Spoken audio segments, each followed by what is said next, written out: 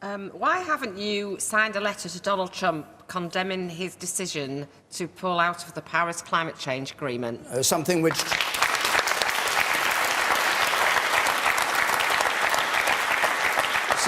the presidents of Germany and France and Italy have done.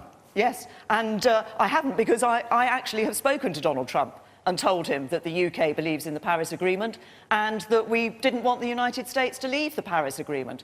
The G7 leaders sat round the table last week and spoke to and told Donald Trump that the six of us told him that we believed the Paris Agreement was an important international agreement on climate change, that we wanted the United States to stay in it.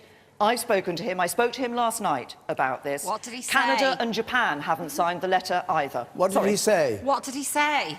He says he's taken the decision because he thinks it's in the best interests of America. I say that the Paris Agreement actually is important for us globally in terms of dealing with climate change. That's why the UK supported it, and it's why the UK is continuing to support it. You're negotiating our departure from the EU. Wouldn't it have been sensible and prudent to go along with France and Germany and Italy and sign a letter to Donald Trump instead of it being released that you just said you were disappointed by his decision? It's not a question of whether or not we should go along with somebody else, David.